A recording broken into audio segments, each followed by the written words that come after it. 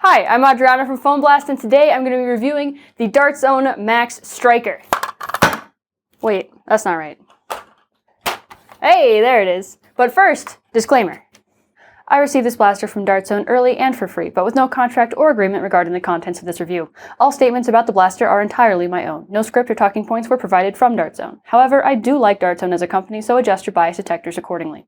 I like getting free stuff from Dart Zone, but I'm not going to compromise my review to keep this sweet deal.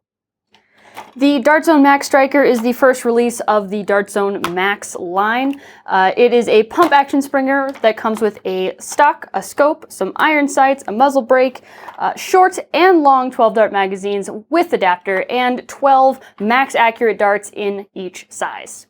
Another blaster with versatility and ammo types, which is awesome. This is going to be a Target exclusive in the States for $50, which puts it in direct competition with the Adventure Force Nexus Pro, also a versatile pump action springer at the same price point. The included accessories with this blaster are pretty awesome, the stock and the scope especially. The stock is super sturdy, except for at the very maximum length. It gets a little bit wobbly, and the cheek rest on here is actually super helpful. The stock also has 2 spare O-rings. There's one on each side, just like the Nexus and the Dart Zone Pro Mark 1.1. And my first 4 shots out of this blaster were directly on target. I'm mad that we weren't filming my initial reaction to the blaster, but I was actually using the cheek rest and the scope and just tink, tink, tink, tink. It was awesome. The muzzle brake would be cool if you want to be tactical, or maybe you're just shooting slightly too high for the cap. This should slow you down a little bit. You can also just take this off and replace it with a plastic scar, which I think I will do. The foregrip is horizontal, which is kind of a personal preference thing, whether people like it or not. I think it's the perfect size for me, which means it could be too small for large hands, but it has a really nice texture to it and lips that really hold your fingers on there, and it kind of gives you multiple ways to grab it. You could wrap your finger around, so maybe the size won't actually be an issue for larger-handed people. There is also Picatinny underneath this grip, so you can use whatever grip you want if it attaches to Picatinny. I did try a vertical grip, but it twisted the carriage a little bit, so that could lead to a failure, especially if you're using higher spring loads in the blaster. The grip over here is plastic and not rubberized, despite how it looks. The shape is actually pretty comfortable, and the deco on here should keep your hands from sliding around too much. The prime weight on the blaster is definitely heavier than the Nexus, and it still has a bit of slop in it to allow it to shoot both the short darts and the long darts. There is no slam fire on this blaster, and you cannot deprime it. If you attempt to slam fire, you're just going to feed multiple darts into the barrel, and that leads to a bad time. Speaking of putting too many darts in the barrel, I did have a few major jams on accident, just because I didn't prime it back completely and sort of gummed things up in the breech. But I fixed this issue, actually, after we opened it up, which we'll get to later in the video. As far as the magazine compatibility goes with this blaster, it is great, especially in terms of short darts. With the Max adapter, you can use the Max mags, the Adventure Force mags, or Talons, which is awesome. You can even use angled Talons if you use the angled Talon adapter, because the worker adapters also fit in the blaster. It does also take the full-length worker mags, although it was a bit picky about Nerf magazines. Our clear 18-rounders didn't fit, but then I tried an orange and that fit fine, so mileage may vary. The included mags with the blaster function fine, but I prefer Talons. The plastic on the included mags are fairly thin, and there are gaps in the plastic, but it's good enough to get you playing right out of the box. There is another thing I'm not particularly fond of with this mag adapter and the included mags. There's a weird secondary click due to the wildcard functionality of the adapter, just like the Nexus had. But for more improved compatibility, I'll take it. The new Max Accurate darts have super duper sturdy foam and excellent glue. It was a lot of effort to pull that head off. I also love that they are red. It's really easy to track in the air. The tip of the dart is the same kind of consistency as the Adventure Force Pro, but there's a lot less downward squish. That's probably just down to the patterning in the holes in the dart.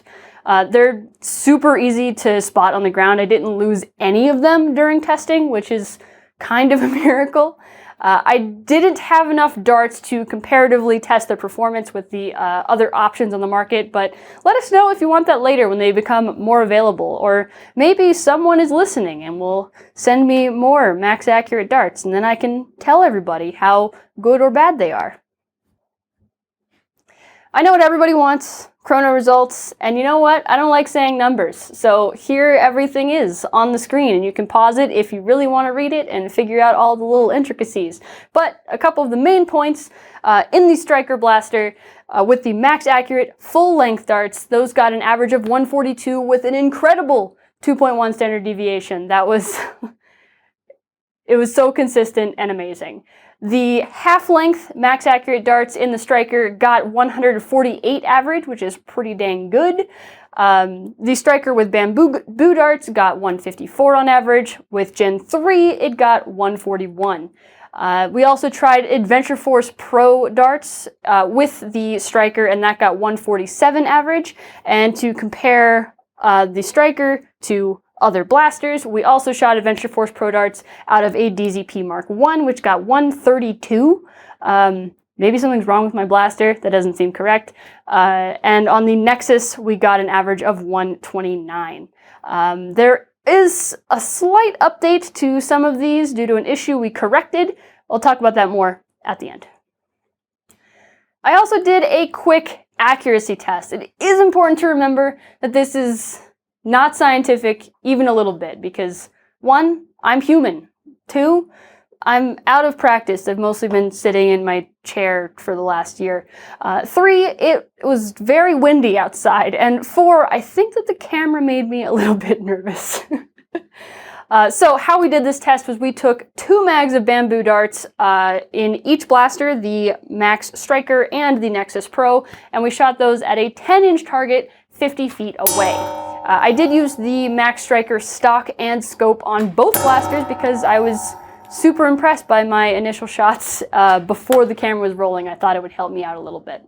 So final results, the Max Stryker got 9 out of 30 hits, and the Nexus got 8 out of 30 hits, which is pretty much a tie with all the wind that was happening. And the misses in both cases were mostly very, very close. Would the results be entirely different on different days? Yes, 100%. I don't have a way to accurately measure accuracy. This is what I got. And then we cracked it open. The internals of the Max Stryker are functionally identical to the Nexus Pro. There's very small shape changes in some places, like the dart gate and in the trigger. Some parts, like the end cap and the spring, are completely interchangeable, though the spring is a smidgen longer, which could be contributing to the slightly higher performance. But this also means that Out of Dart's tuning caps will work on the Stryker, which is pretty cool. It doesn't need to update those. The Stryker barrel is also a point of difference. It is 6 millimeters longer, but straight cut with no kind of chamfer on it. The Nexus Pro has a chamfer. So after we quickly deburred this, I had no more jamming problems. And the consistency of the blaster vastly improved. We ran a chrono test again, so the average FPS on the Max Accurate darts went from 148 to 154, and the standard deviation from 6.7 to 4.0. That is a huge improvement just from deburring the barrel at the point where it breaches. Is that a widespread problem or a QC issue? It's too early to tell. I mean, this is the only one that I know of. But it was an easy fix, not a big deal. And I have a link to a deburring tools in the description. Honestly, everyone should have one of those in their workbench anyway. So, which blaster is better? The Max Stryker or the Nexus Pro? And honestly, I think it's just a matter of red versus orange, Target versus Walmart. I think personally I prefer the look of the Stryker more. The red color is super nice. I like the flat top rail, the cutout on the magwell just looks slick, especially with this this specific adapter I like more than the orange adapter. It's a good looking blaster. They're both comfortable to use, look great, and they're at the same price. I think on the Stryker, the stock is a little bit nicer, especially with this cheek rest, and the silly faux scope is actually usable, which surprised me. The plastic feels just a little bit thicker and less squeaky, just slightly higher quality, I think, on the Max Stryker. And if the barrel thing ends up being a widespread issue, then I'd recommend the Nexus to people who aren't planning on opening up their blaster. But if you're not afraid of that issue, if you just want a small performance bump, if you're planning on opening the blaster anyway to mod it, go with the Stryker. I think it's pretty cool. It'll be available later this year at Target for only $50. That's a pretty good deal, I think. I hope you guys enjoyed this unscheduled surprise upload. Those don't happen very often anymore. Maybe we'll do more. Maybe we won't, because it takes time. But, you know, every once in a while, I like to surprise everybody. You can join us for our next This Week in Nerf episode, which I know when it's going to be. One of the Mondays, 9 a.m. Pacific, every other Monday. Or you could just hit the subscribe button with the bell, and it'll tell you when there's an upload. In the meantime, bye!